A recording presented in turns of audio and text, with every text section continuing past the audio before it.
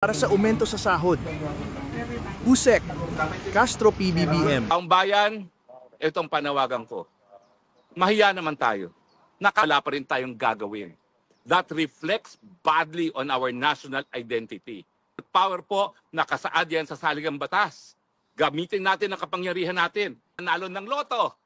Yan po ay galing sa pawis, lalong-lalo na ng mga OFWs. Dahil ang mga kumikita naman talaga sa Pilipinas ay mga OFWs.